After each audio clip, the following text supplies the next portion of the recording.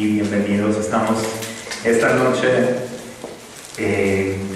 comenzando lo que ya llevamos haciendo muchos meses online. Lo estamos haciendo en vivo y esperamos que con la bendición de Mauricio Meshulam, quien es el invitado especial de esta noche, para quien pido un gran aplauso, por favor.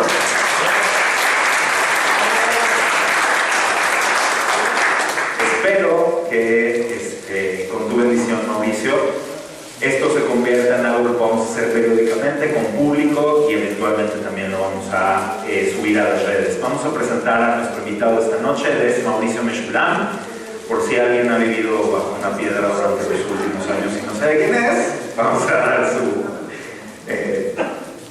es internacionalista, maestro en estudios humanísticos con especialización en historia, doctor en políticas públicas con especialización en terrorismo, mediación y paz, profesor de la Universidad Iberoamericana desde 1993, colabora como analista en diversos medios nacionales e internacionales y tiene varias publicaciones en torno a temas de geopolítica, terrorismo y construcción de paz. Lo pueden encontrar en Facebook como Mauricio Meshulam. Él es nuestro invitado de honor para hablar esta noche. Mauricio, muchísimas gracias por acompañarnos y muy bienvenido. Pero hay que ponerle aquí una cosa muy importante en tu CV, que es hijo de la comunidad sefaradí. Orgullosamente. Y bueno, siempre nos honra que nos representes en medios, que nos representes en todo lo que haces, pero sobre todo como la persona que eres, la gran persona que eres, es lo más importante de ti. Bendicha la comunidad y bendichos tus papás de tener un hijo como tú, tu hermano, todos, de verdad, toda tu familia, y es un gran honor tenerte. Muchas gracias. Gracias. Es un honor. Aquí estudié, aquí me crié de chico y aquí seguimos y seguiremos y esto es nuestra comunidad. Así que gracias. Muchísimas gracias. Pues sin más vamos a entrar en temas, si nos lo permiten.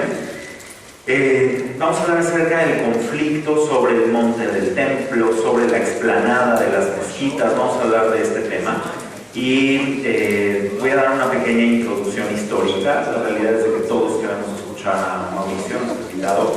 Yo voy a dar una pequeña introducción histórica que va a ser muy resumida. Esta es una presentación muy amplia que ocupo para dar clases sobre esto.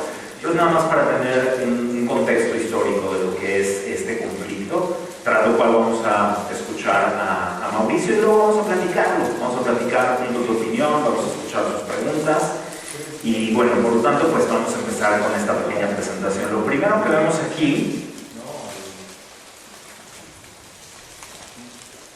lo primero que vamos a ver en nuestra presentación es esta fotografía de un caballo alado, un caballo blanco alado, tras, con el fondo del cótel, lo que nosotros le llamamos el cótel. Y atrás de esto encontramos la cúpula plateada de la mezquita de Al-Aqsa.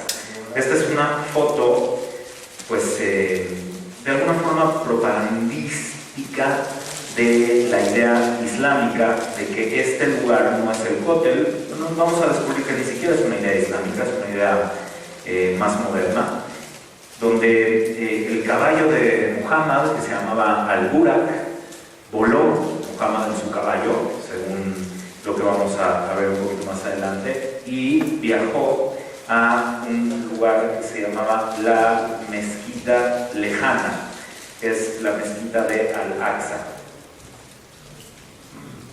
Aquí obviamente tenemos la foto de lo que nosotros llamamos el cótel.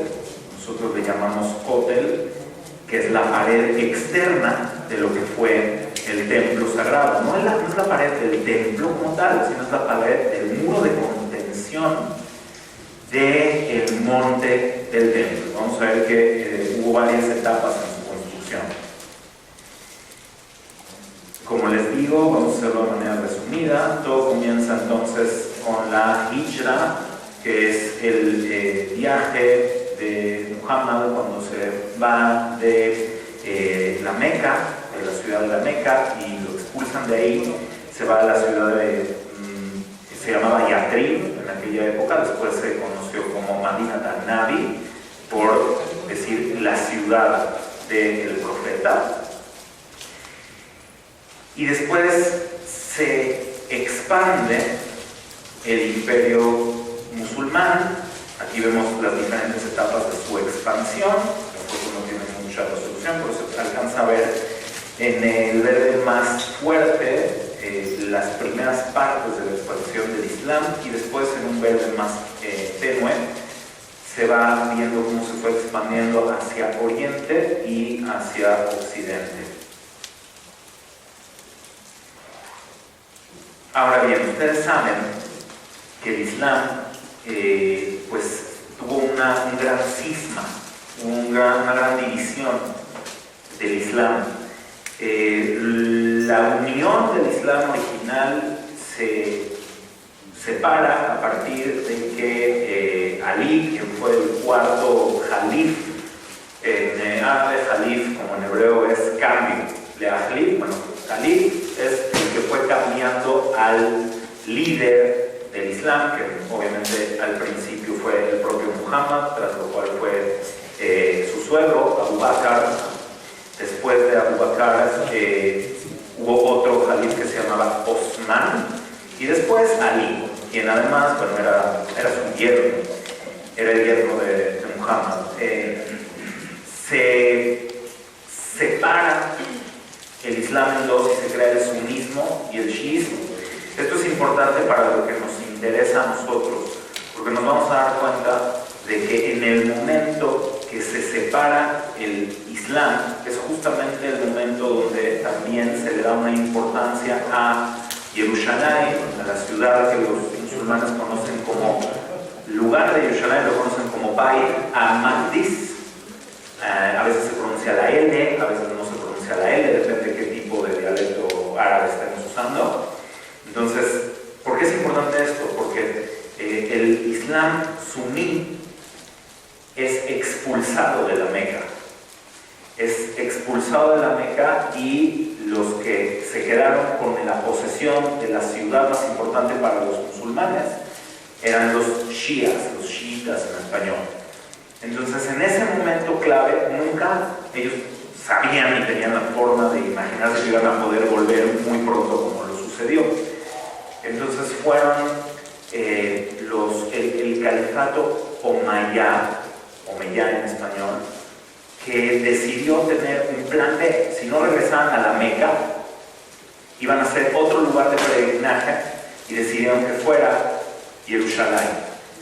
¿Por qué Jerusalén? Porque, como les decía hace un momento, hay un pasaje de la Sura 17 en el Corán que habla de cuando Muhammad tiene un sueño profético y se va en su caballo a un lugar que se llama Al-Masjid, Masjid, se pronuncia Masjid Al-Aqsa. Esto en español significa les voy a explicar después qué significa mezquita como tal, pero en español es la mezquita lejana. ¿Qué es la mezquita lejana? Es este lugar donde lo lleva el caballo blanco a Muhammad, y de ahí, en su visión, él sube al cielo. En el Corán no se menciona Jerusalén como tal, como ciudad, no se menciona la ciudad de Jerusalén, pero después se toma en cuenta esta idea de Al-Masjid Al-Aqsa o Al-Masjid Al-Aqsa, y se le pone, como es un lugar que no está especificado en el Corán, se determina que es en Jerusalén. Y ahí es donde empieza nuestra historia, ahí es donde empieza el problema, que los sunís, y solo los sunís, consideran físicamente el lugar del Bet HaMikdash como la mezquita lejana. Eso es Al-Aqsa. Y resumiendo, nos vamos a dar cuenta, aquí tenemos diagramas donde podemos ver cómo era la topografía donde se encontraba el Bet HaMikdash, el lugar actual de la cúpula de hierro, que por cierto no es una mezquita. Después de que se destruye el segundo templo, es altamente probable, hay debate acerca de esto, pero nos ayuda a entender cómo fueron dándose las cosas. El emperador Adriano decidió destruir y borrar el nombre de Jerusalén. De hecho, le cambió el nombre de Jerusalén a Aelia Capitolina. Y Aelia en latín, los árabes le decían Ilia, y construyó ahí muy probablemente un santuario, que era un santuario de Júpiter. Como sabemos, a la izquierda tienen el santuario de Júpiter que está en Baalbek, en Jordania, y a la derecha tenemos una estatua ecuestre que estaba justo ahí enfrente. ¿Cómo sabemos que esto sucedió? Ahí tienen una comparativa. A la izquierda van a encontrar el templo de Baalbek, el templo de Júpiter, y a la derecha se van a dar cuenta que en el lugar donde estaba el templo está el octágono donde ahorita está la cúpula de oro, y en la parte sur, abajo, van a encontrar, gracias por ayudarme con eso para que sea mejor, van a encontrar en la parte de abajo el terreno donde ahorita está la mezquita de Al-Aqsa. Ahí dice Al-Aqsa, y esto es perfectamente paralelo, es idéntico. Por lo tanto, es altamente probable que en la época romana ahí hubo un templo a Júpiter. Esto nos explica por qué la mezquita de Al-Aqsa no está sobre la cúpula, donde está la cúpula de oro, porque Adriano lo que quería era borrar el recuerdo de los judíos.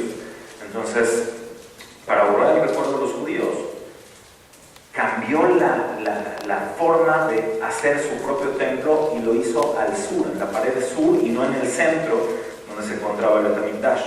Aquí tenemos una evidencia muy fuerte de esto, porque la estatua ecuestre que les dije que se encontró en Baalbek no se encuentra en Jerusalén, pero sí se encuentra esto, que es una piedra que perteneció a la estatua ecuestre. Aquí podemos encontrar, está al revés, pero podemos leer el nombre de Adriano.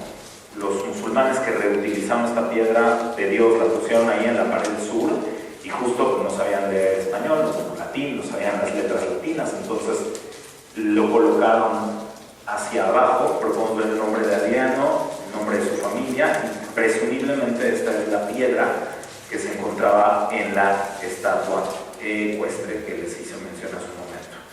Y aquí, bueno, vemos cómo se encontraba en la época bizantina.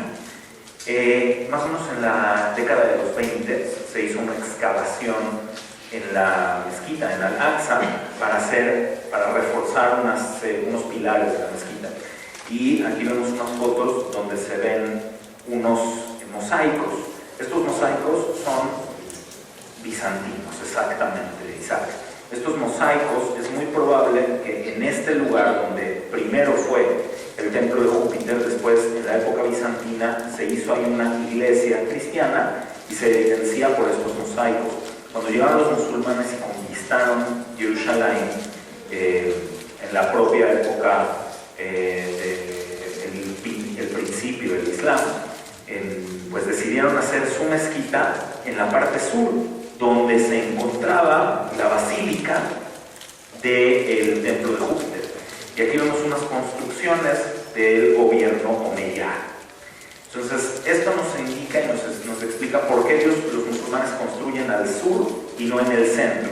Ahora, ¿por qué hicieron esta cúpula? La cúpula que hoy en día es dorada, pero la realidad es de que en un principio se hizo de bronce, que se fue oxidando hasta hace muy pocos años. Muchos de ustedes de acá les habrá tocado verla, a mí me tocó verla, es color verde, como cuando está la cúpula de Bellas Artes, que no estaba pulida, que se veía verde. ¿Ok? Entonces, ¿por qué construyen esto? Es muy probable que lo hicieron para los judíos, porque en la época bizantina se le prohibió a los judíos subir al monte del templo durante siglos, y había una muy buena relación entre el Islam primitivo y los judíos. Había muy buena relación, incluso en el aspecto militar. Y es muy probable que se les hizo una cúpula para mencionar que ahí era un sitio sagrado, pero al principio no era lo que estamos viendo. Lo que vemos hoy en día es lo que construyeron los omeyas, porque no sabían que iban a regresar a la Meca. Entonces esta construcción tan ornamentada, con los mosaicos y con todo, era para dar la vuelta alrededor de ella, tal como se hace en la Meca. Ahora, esto es bien importante. La palabra masjid o masjid en árabe no es como lo que significa en español un templo, o ni siquiera lo que significa un Bet Knesset, una sinagoga, ni tampoco lo que significaría iglesia. Masjid en árabe es el lugar de inclinación, como en hebreo, lisgod es inclinarse. Es un lugar donde hay santidad, es un lugar para rezar, un lugar para inclinarse. Eso es lo que significa la palabra masjid.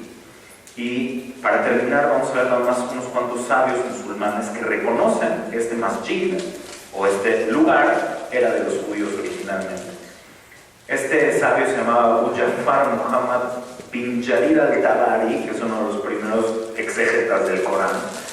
Les leo nada más la parte subrayada. Dice: Beit al-Maqdis, el monte del templo, fue construido por Salomón, hijo de David, y estaba hecho de oro, perlas, rubíes y de la piedra preciosa peridoto, pavimentada con plata y oro, y sus columnas eran de oro. ¿Esto quién lo dice? Un sabio musulmán. O sea, los propios musulmanes sabían que este lugar era judío. Y esto que se ve en verde es muy, muy interesante, porque dice que David quería comenzar a construir la mezquita y Alá le reveló: de hecho, es una estructura sagrada. Manchaste tus manos con sangre y no edificarás, pero tendrás un hijo al que coronaré después de ti y se llamará Salomón. A él lo limpiaré de la sangre. Cuando el rey Salomón construyó la mezquita y la santificó, David tenía 100 años. Esta es la versión musulmana de qué es lo que posteriormente llamaron Al-Aqsa. O sea, reconocían ellos de entrada que era lo que construyó el rey David o el rey Salomón. ¿Por qué le llaman masjid o masjid? Porque es un lugar de oración, es un lugar sagrado. Y llamaron masjid a lugares judíos, a lugares cristianos. Cualquier lugar que tuviera santidad le llamaban masjid. Entonces, toda esta discusión de si es un lugar sagrado para el Islam o no, pues en sus propias fuentes lo podemos ver. Tengo aquí muchas otras fuentes de otros sabios islámicos, pero voy a resumir. Me voy a quedar nada más con esta parte final, porque está la visión suní, pero está la visión chií, que es todavía más allá. Para los chiitas, Al-Aqsa es un lugar en el cielo. Les voy a leer este quoting de Bihar Anwar, que es el libro se llama Bihar Anwar, lo escribió Al-Majlisi, que es un académico iraní, donde dice así: se narró de Abu Abdallah al-Yahisalam, que dijo: le pregunté acerca de las mezquitas que tienen superioridad, ¿cuáles son las mezquitas más importantes? ¿Cuáles? Y dijo: Al-Haram, la mezquita del profeta. Y entonces le pregunté: ¿qué pasa con la mezquita de Al-Aqsa? ¿Pudo ser santificado por ti? Él le contestó: Al-Aqsa está en el cielo, donde está el profeta, la paz sea con él, donde lo vio en el viaje nocturno. Entonces le preguntó: la gente dice que está en Jerusalén, y entonces él le contestó: la mezquita en Al-Kufa es mejor que eso. Al-Kufa es un lugar chií que no tiene mucha relevancia. La mezquita de Al-Kufa es mejor que eso. Quiere decir que para los chiitas, incluso de todo lo que vamos ahorita, vamos a escuchar a Mauricio, todo lo que Irán está metiéndose para defender la mezquita de Al-Aqsa, en su propia religión, la versión del Islam chií, no es real. ¿Okay? Les tengo una sorpresa para el final. Aquí voy a parar yo. Les voy a dejar una sorpresa para el final, para que no se me vayan, porque es algo impactante, pero no lo quiero echar a perder. Este es el trasfondo histórico, y sobre esto está basado el conflicto. O sea, cuando vemos, bueno, esto es la famosísima guía en la época de Haj Amin al-Husseini, que, bueno, estamos hablando de los años 20, se hizo en 1924 esta guía de Jerusalén, y en la propia guía de Jerusalén, escrita por los musulmanes, ya en la época del conflicto, dice claramente que no hay duda que el monte del templo es donde estaba el Bet HaMikdash, el templo de los judíos. Y bueno, hay mucho más por aquí. Esta piedrita que se acaba de encontrar es un texto antiguo que llama Beit al-Maqdis a Jerusalén, que todos entendemos que Beit al-Maqdis es Beit HaMikdash. Pero aquí tenemos estas diapositivas donde se muestra el trabajo que han hecho sistemáticamente en los últimos 30 años para borrar. Se hacen excavaciones donde se destruye o se pretende destruir la evidencia subterránea que hay de la presencia judía milenaria en Israel, y se tiran camiones de basura donde ellos pretendían que se perdiera la historia, pero al final vamos a ver que no es así. Ese es el trasfondo, esa es la base del conflicto, y con esto podemos entender de dónde surge. Ahora, ¿qué pasa con nosotros hoy en día? Eso es lo que queremos entender de un internacionalista como tú, querido Mauricio, para que nos expliques, ya que sabemos este trasfondo, ¿qué pasa hoy? Por favor, adelante, Mauricio, te escuchamos con mucha atención. Muchas gracias. Interesantísimos datos, y creo que podríamos grabar horas escuchando al respecto de toda la cuestión histórica. Me parece que es realmente interesante. ¿Cuánto tiempo más o menos? Tienes toda la libertad, dejado. Lo que pasa es eso, ¿no? O sea, estos son temas para cursos enteros y podríamos hablar y hablar y hablar de la historia, y sería fascinante y todos quedaríamos seguramente muy interesados. Posiblemente otras personas lo narrarían lo mismo, como sucede en la historia, desde ángulos distintos, y tendríamos lo que se conoce como choques narrativos. No hay una realidad, una sola interpretación acerca de los hechos históricos. Cuando hicimos la maestría en historia, por ejemplo, a nosotros nos hacían, parte de los ejercicios, era estudiar un episodio de la Revolución, que era la toma del castillo de Chapultepec, narrado por 4 autores diferentes, y parecía que estábamos leyendo 4 historias distintas de un mismo hecho histórico. ¿Cuál de los 4 tenía razón? Entonces hacíamos todo un análisis histórico para tratar de entender quién podría tener más razón de los 4. Pero la realidad es que así es el tema de la historia, ¿no? Y el problema es cómo llegamos a 2021, hacer fast forward, y estamos en 2021, y entonces, ¿qué hacemos, no?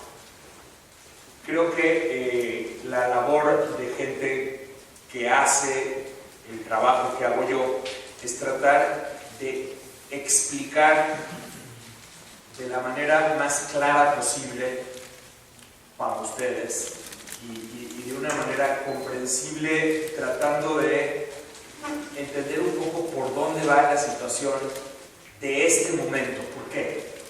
Porque hoy tuvimos una reunión con el embajador de Marruecos, el embajador de Emiratos Árabes Unidos y el embajador de Israel, y porque me invitaron estamos preparando un evento donde van a hablar acerca de los acuerdos.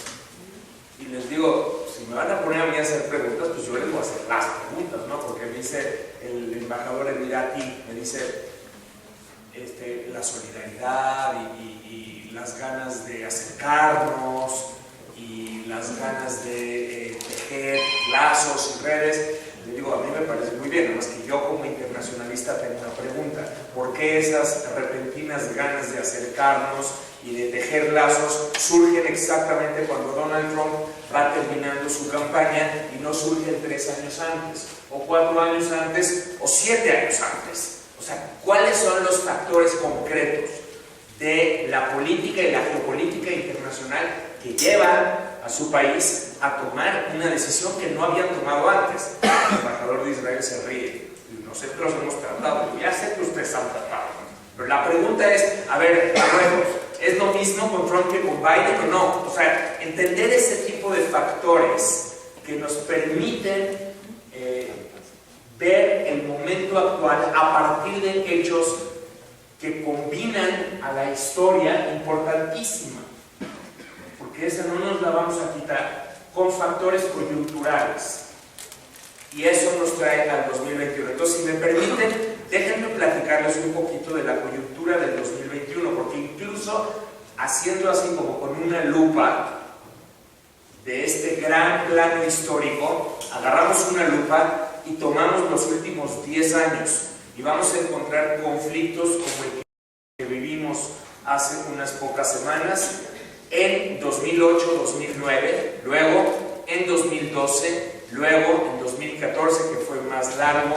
sangriento, el más complicado en muchos sentidos.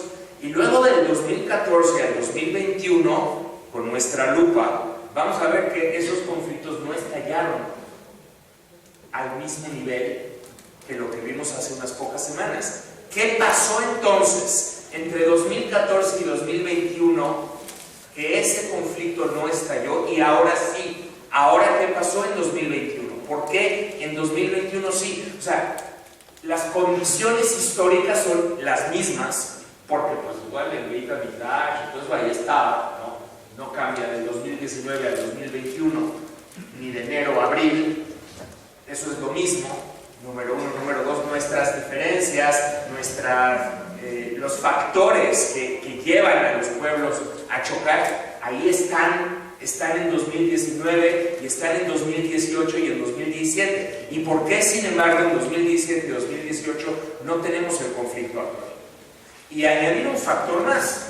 Además de los factores que nos enfrentan, hay muchos factores que nos hermanan y hay muchos factores en los cuales eso no es noticia, pero ahí están, en los cuales nos hemos puesto de acuerdo, incluso en cómo dividir Jerusalén. Pareciera que no es así.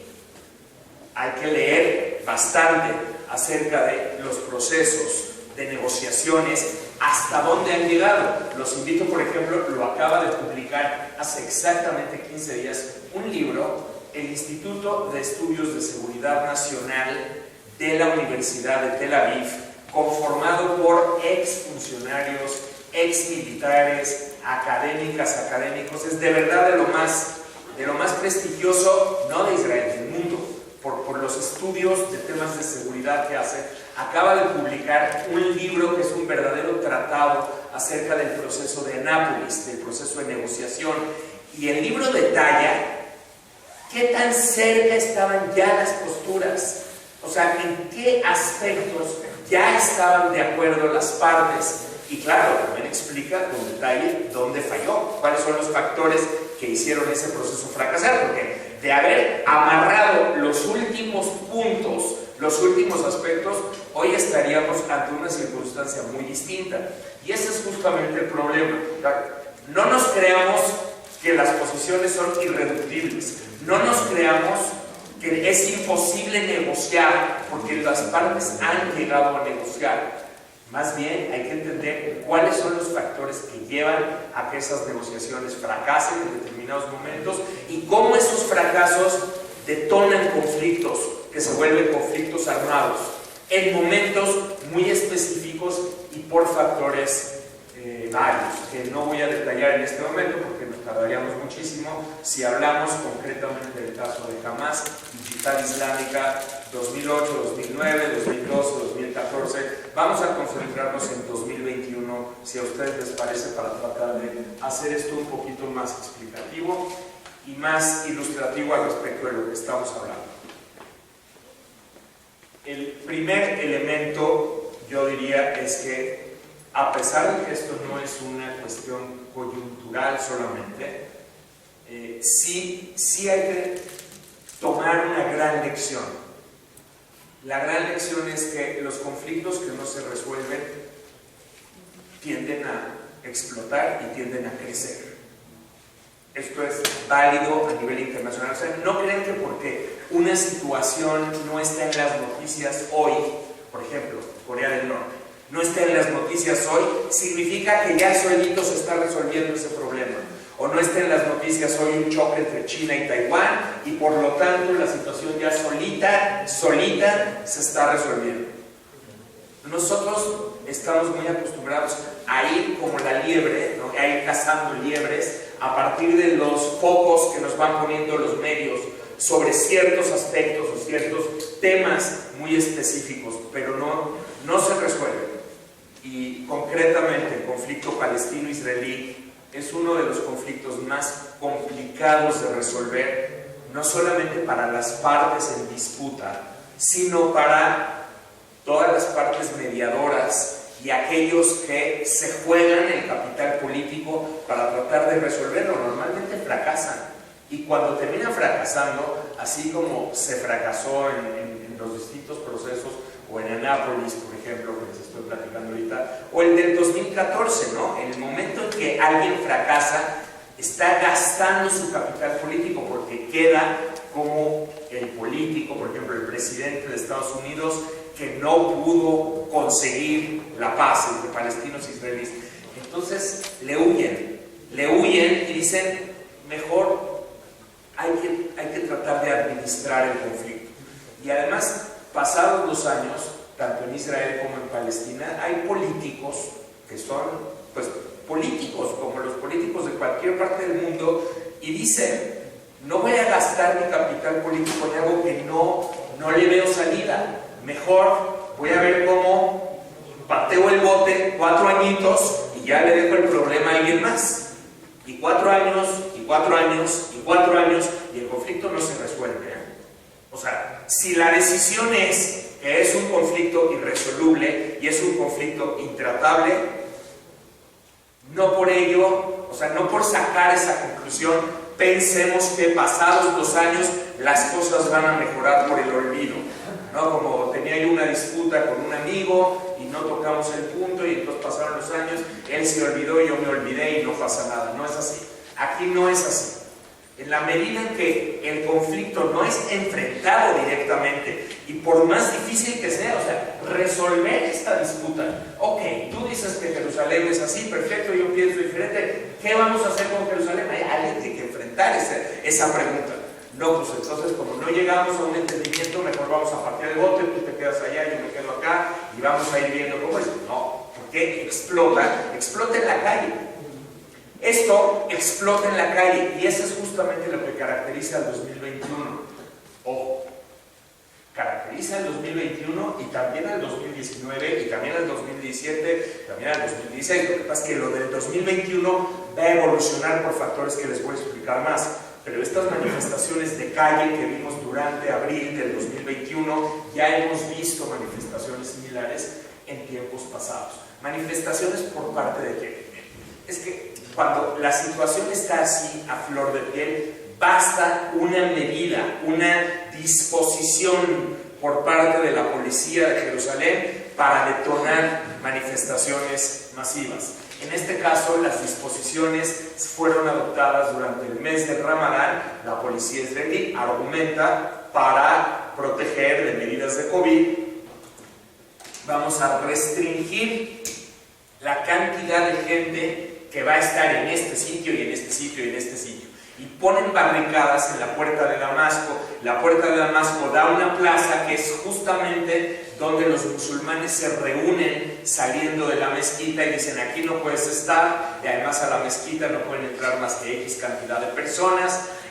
No hacen caso y entonces entra la policía. El hecho de que la policía entre a la mezquita inflama las llamas porque es como el sentimiento de que la policía de la fuerza ocupante está invadiendo mi lugar sagrado y entonces las manifestaciones se tornan rápidamente violentas. Entonces, factor 1, manifestaciones violentas prácticamente durante todo el mes de abril. Factor número 2, también en Israel han pasado cosas y en Israel tenemos manifestaciones por parte de judíos de extrema derecha que han decidido contrarrestar estas manifestaciones musulmanas con la narrativa opuesta, diciendo, a ver, Jerusalén es nuestra y tenemos que demostrar el derecho de pasar por los lugares que nos plazca y demostrar que esta es una ciudad judía. Y esto socialmente es muy complicado porque socialmente choca. Estos manifestantes van a chocar, primero por supuesto con manifestantes palestinos. Número 2, chocan con judíos de izquierda, porque en Israel también pasa, como en Estados Unidos Black Lives Matter y ven a ustedes a personas liberales de izquierda manifestando por los derechos raciales y van a ver en Estados Unidos contra manifestaciones por parte de estadounidenses de derecha y derecha extrema que van a chocar con los manifestantes liberales y ven momentos de violencia. Así sucede en Estados Unidos, así sucede precisamente en Israel en el mes de abril. Yo les estoy platicando el mes de abril, ¿no? Entonces, chocan con judíos de izquierda y chocan con los palestinos y chocan con la policía israelí también, que trata de detenerlos. Están todas las flamas, ahora sí que a flor de piel. Siguiente elemento, todo dentro del mes de abril, se viraliza una serie de videos en donde un joven palestino ve a un judío ortodoxo, lo abofetea, lo filman y se van por TikTok viralizando, y entonces otros replican esta actividad y se vuelve viral, y entonces se vuelve como un tema más por el cual los judíos de derecha van a protestar y los palestinos reivindican sus formas alternativas de resistencia, y entonces pues tenemos aquí las llamas bastante inflamadas. Ahora, todo esto que estoy platicando se da en abril, pero no es un abril cualquiera, es un abril caracterizado por dos temas centrales. Primero, un proceso político electoral en Israel. Israel ha pasado por 4 elecciones. Estamos en el mes de abril, no estamos todavía en junio. Israel ha pasado por 4 elecciones. Israel ha sido incapaz de formar gobierno durante estas 4 elecciones, y Netanyahu, hasta entonces todavía primer ministro, pues empieza a ver que necesita la alianza de posiciones más a la derecha que él, bastante más a la derecha para ser exactos. De hecho, si ustedes revisan con detenimiento la conducta de Netanyahu al respecto del conflicto durante la última década, van a encontrar que Netanyahu es bastante más moderado que muchos. Netanyahu busca, por la experiencia propia, porque él ha sido primer ministro a lo largo de todo esto, Netanyahu va a buscar que no se inflame el conflicto. Va a buscar acciones para desescalar las cosas. Netanyahu va a ser el principal promotor de los ceses al fuego cuando pasan 4 o 5 días de enfrentamientos. Él busca los ceses al fuego y a veces en su propio gabinete lo para.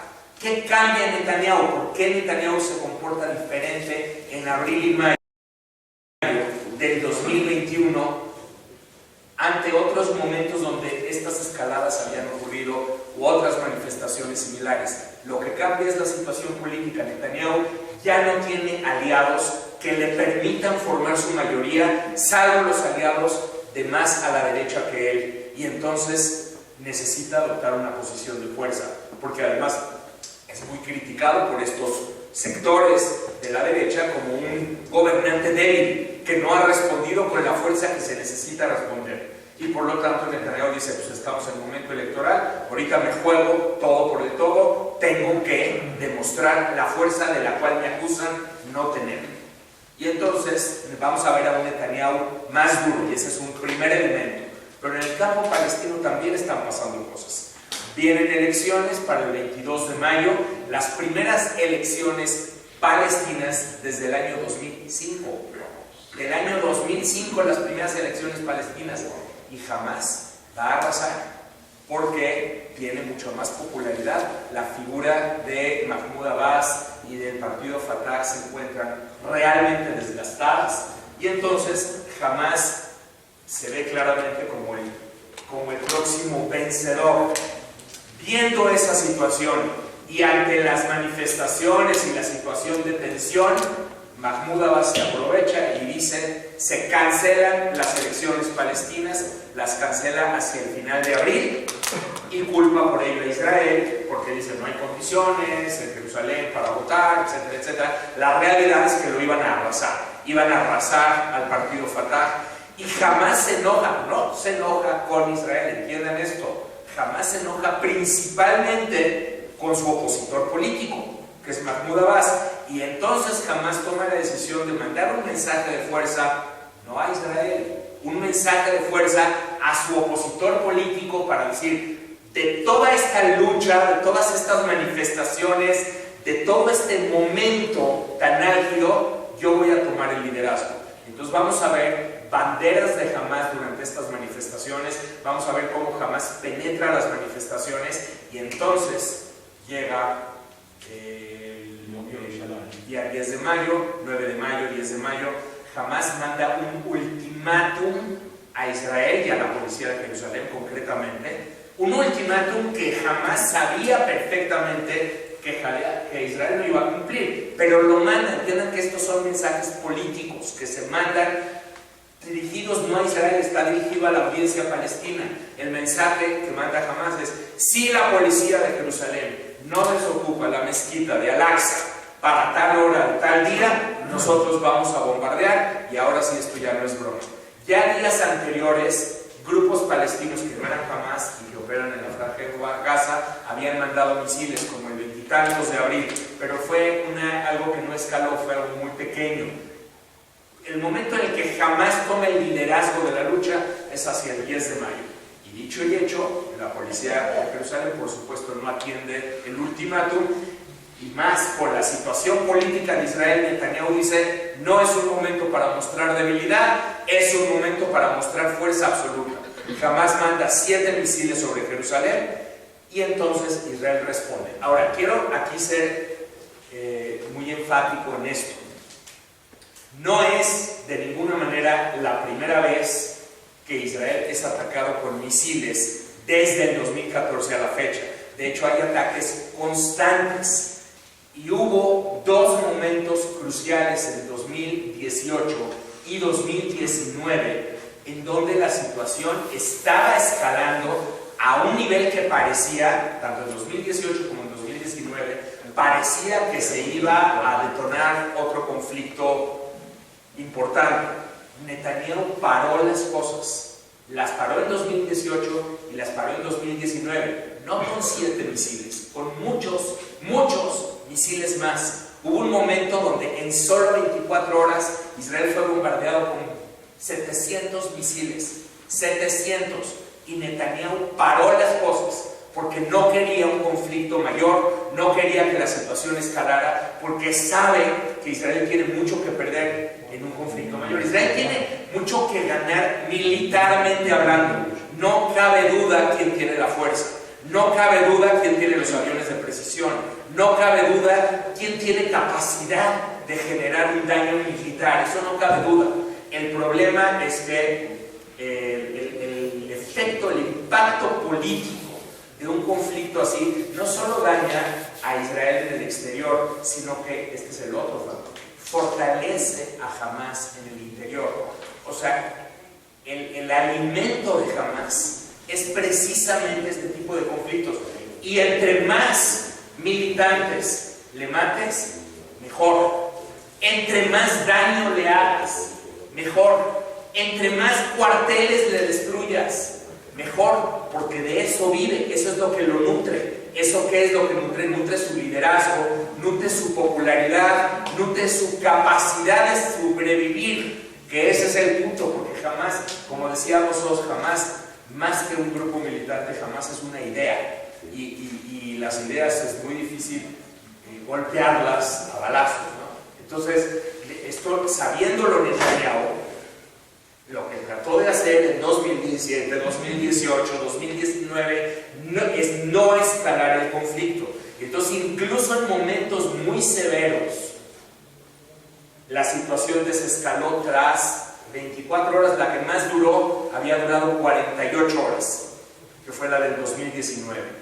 48 horas después estaba todo desactivado, los mediadores egipcios habían tenido éxito en su acuerdo del cese al fuego, las dos partes anunciaron cese al fuego y no pasó nada más.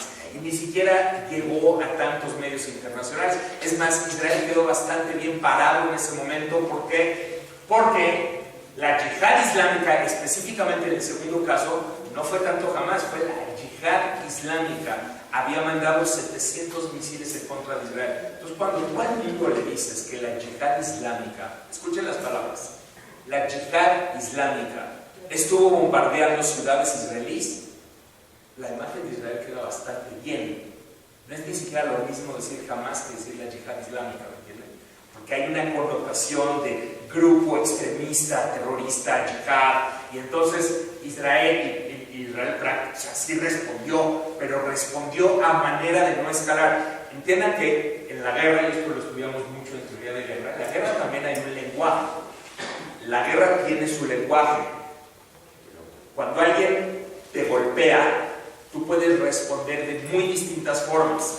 O le das un golpe igual, o le das un golpe inferior, o haces como que le das un golpe y no le pegas, o le das un golpe mucho mayor con el propósito de tirarlo. Todos esos son lenguajes, y son lenguajes que se escuchan las partes que se están confrontando. Entonces, cuando Netanyahu decide responder proporcionalmente, le está mandando un mensaje a Hamás, y el mensaje a Hamás es: no quiero que la situación escale, te tengo que responder porque ni modo de quedarme con brazos cruzados, pero no te voy a responder tan fuerte como para que la situación se nos salga de las manos. Lee bien mi mensaje y bájale tú también, y yo le bajo y tú le bajas, y entonces entramos en lo que se conoce como un tit for tat. Tit for tat, golpe por golpe, yo te pego así, tú me pegas así, y así nos vamos. Esa es la historia del 2014 al 2021. Tit for tat, tit for tat.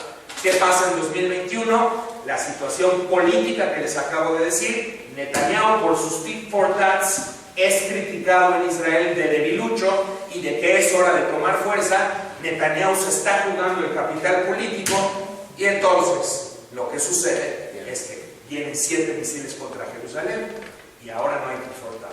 Ahora sí, respondemos con fuerza. ¿Y cómo lo leen ustedes? Cuando siguen este conflicto, ustedes, si hicieran una lectura del conflicto, podrían entender cuál es la diferencia de ese ataque, ese contraataque de Israel. El primerísimo inmediatamente manda la señal, porque es un ataque que ya mata militantes de Hamás. Desde el primer momento se generan muertes entre militantes de Hamás, se matan también civiles palestinos, y esto manda el mensaje de que no me va a importar. En este momento ya no estoy preocupado por lo que digan afuera, no estoy preocupado por lo que digan los medios de comunicación, voy con todo, porque ahora sí cometiste un error. ¿Qué es lo que estaba sucediendo? Al interior de Israel, sobre todo en círculos militares, se estaba considerando que Israel había perdido lo que se conoce como el efecto disuasivo. El efecto disuasivo es convencer a la otra parte de que atacarte es un error, que no te debería atacar, porque si te ataca, entonces fue un error de cálculo por el tamaño de golpe que le vas a dar. Entonces, disuadir, tú disuades, es decir, persuades a la otra parte de que no te ataca. Y entonces Israel, dicen los militares, había perdido el efecto disuasivo. Entonces el objetivo de esta operación no era acabar con Hamás, eso es muy difícil, no se va a acabar con Hamás, sino recuperar el efecto disuasivo, el lograr en la mentalidad de Hamás el pensamiento de que el haber atacado Jerusalén con 7 misiles fue verdaderamente un error de cálculo, un error que no deberían volver a cometer por el costo que van a pagar. Y eso es el mensaje que se manda desde el primer ataque por parte de Israel. A su vez, en este juego de mensajes y contramensajes, Hamás y la Yihad Islámica también deciden mandar un mensaje a Israel, y es un mensaje de decir: me pegaste de esta forma, yo te voy a enseñar mi nivel de preparación. No estamos en 2014, no estamos ni siquiera en 2017. Las capacidades misilísticas que tiene hoy una organización como Hamás son muy superiores a las de entonces. Y entonces lo que hacen es que mandan andanadas de misiles capaces de evadir el escudo antimisiles de Israel, el Iron Dome. ¿Por qué? Porque mandan demasiados misiles juntos en poco tiempo, y esto, sí quiero decirles, sorprende al ejército israelí. El ejército israelí no contaba con que tenían ya esa capacidad y están tomando nota, obviamente, están aprendiendo de la situación, pero sí, o sea, el hecho de mandar 120 misiles en contra de Tel Aviv, que es Israel central, 120 misiles. Unos minutos después, 120 misiles. Unos minutos después, 120 misiles. Si es algo que evade el escudo antimisiles de Israel, lo que él mete al conflicto, como les explico, en una espiral, porque entonces ahora Israel quiere, si quiere Israel recuperar su poder disuasivo, y le acaban de mandar 450 misiles en 15 minutos, pues entonces Israel tiene que atacar con mayor fuerza todavía, con mayor fuerza de la de los primeros golpes. Y entonces esto hace que Israel ahora responda con más fuerza y claro, entender que, o sea, los misiles de Hamas son muchos, pero no son misiles de precisión, son misiles, 30% de esos misiles cayeron en la propia franja de Gaza, no son misiles dirigidos adecuadamente. Israel, en cambio, está bombardeando con aviones de altísima precisión y tiene capacidad de detectar y tiene inteligencia para encontrar exactamente en dónde están grupos de militantes o en dónde están operaciones lanzamisiles, que por supuesto jamás esconde o oculta tras zonas densamente pobladas para que Israel se vea obligado a disparar y entonces muera gente civil, y esto pues, va a generar una propaganda negativa en contra de Israel, y esa es la otra herramienta, porque hay dos guerras combatiéndose. Está la guerra, diría yo, tres guerras. Está la guerra material, que es esta que les estoy explicando ahorita. Está también una guerra cognitiva. La guerra cognitiva es cómo penetro tu mente y te convenzo de que haberme atacado es un error y que estés rogando por el cese al fuego. Esa es la guerra cognitiva. Y luego, adicionalmente, pues está la guerra política, que se está librando en los medios de comunicación y se está librando con políticos de distintos países. En fin, lo que termina sucediendo es que la situación, repito, escala. Israel obtiene 2 o 3 victorias militares importantes porque consigue penetrar los túneles en Gaza. Le dicen el metro de Gaza. Hay una cantidad de túneles por donde los militantes se mueven. Algunos de estos túneles llegan a Israel, otros simplemente es como una ciudad subterránea desde donde operan. Israel logra penetrar esa ciudad subterránea y consigue matar una gran cantidad de militantes, pero sobre todo consigue arrebatarles el sentido de seguridad en estos sótanos. Ya no se sienten seguros en donde estén, y esto deja muy bien parado al ejército israelí ante los objetivos que estaba buscando, que eran el efecto disuasivo. Pero al mismo tiempo, jamás obtiene una victoria política importante porque demuestra que tiene capacidades de defenderse. Y sobre todo, regreso a donde estaba hablando yo hace ratito, para efectos de su audiencia, que es la audiencia palestina, ellos son la organización de resistencia, ellos son los que tienen la bandera de la lucha palestina y los que sí enfrentan a Israel, a diferencia de Mahmoud Abbas, que Mahmoud Abbas se siente como un político débil, que Israel lo domina, que no puede hacer nada. Jamás sí se enfrenta a Israel, entonces jamás adquiere una enorme popularidad. Estas confrontaciones le otorgan una enorme popularidad al interior del pueblo palestino. Internacionalmente Israel iba bien, a mí me gusta hacer estos contrastes porque yo lo comparo bien y mal con respecto a qué, ¿no? Va bien respecto al 2014, respecto al 2012, respecto al 2008, 2009, que lo tenemos muy medido y lo tenemos muy documentado. Israel iba bastante bien hasta el día en que bombardea un sábado, bombardea las instalaciones donde había 14 agencias de noticias. Una de ellas, la prensa asociada, estaba Al Jazeera, que de por sí no es muy amiga de Israel, pero estaba la prensa asociada, que no es, es una agencia internacional muy importante, y el hecho de bombardear eso le genera un impacto político, y entonces Biden le manda a Netanyahu, el mensaje de yo públicamente estoy diciendo que estoy detrás de ti, te apoyo y todo, pero ya párale, porque el tiempo está operando en tu contra. Y entonces fueron unos cuantos días más, después de eso todavía algunos días más, pero ya a partir de ese momento lo que va a tratar de hacer Israel es recoger las victorias que les estoy diciendo y simplemente decir hasta aquí llegamos por lo pronto. El cese al fuego es un cese al fuego limitado, no es un cese al fuego permanente, no estamos ante una situación que necesariamente nos garantice que no pueda venir otro enfrentamiento similar en los próximos meses, pero bueno, pues se consigue el cese al fuego. Y luego está, por último, aquí termino esta parte, el impacto político en el caso de Israel, especial. El caso palestino, pues las elecciones están suspendidas indefinidamente y por ahora yo no creo que vaya a haber elecciones, honestamente, porque Mahmoud Abbas sabe bien que si convoca elecciones significaría ceder la presidencia palestina ante Hamas, y podríamos ver a Hamas en la presidencia, ¿no?